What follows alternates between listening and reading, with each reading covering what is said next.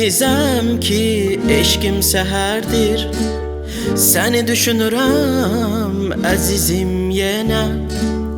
Mənim dalğalarım xatirələrdir. Qoy çatsın qəlbimin sahillərinə.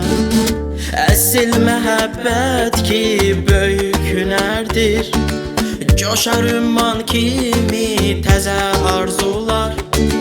Mənim dalğalarım xatirələrdir. Orada tufan da var, vurulğan da var. İstəsən yuxuna gələrəm sənin, gələrəm dəniz kimi. Üzünə incilər çilərəm sənin, çilərəm dəniz kimi. Yoluna şəfəqlər səpərəm hərdən, səpərəm dəniz kimi. İstəsən üzündən öpərəm hərdən, öpərəm dəniz kimi.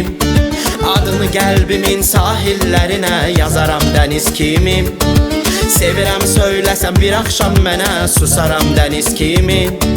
Susaram dəniz kimi. Susaram dəniz kimi. Susaram dəniz kimi.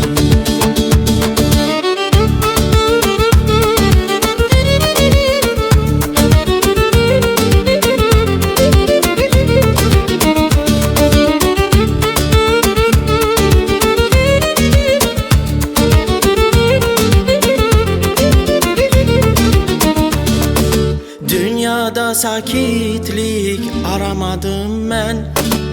Güneş kimi parlaq, səhər kimi gəl. Göylər tək yuxuma gəlmək istəsən. Sən aylı ulduzlu göylər kimi gəl. Adla qucağımdan gür tufanların. Mən baxım axşamdan səhərə kimi. Adla ağ yoluyla kəhqaşanların. Parlasın hər ulduz xatirə kimi. Mən gərək nəğmə tək səni dinləyəm. Sən mənim eşqimlə ürəyimləsən. Nə qədər göylər var mən səninləyəm. Nə qədər dəniz var sən mənimləsən. İstəsən yuxuna gələrəm sənin, gələrəm dəniz kimi. Üzünə incilər çilərəm sənin, çilərəm dəniz kimi. Yoluna şəfəqlər səpərəm hərdən, səpərəm dəniz kimi.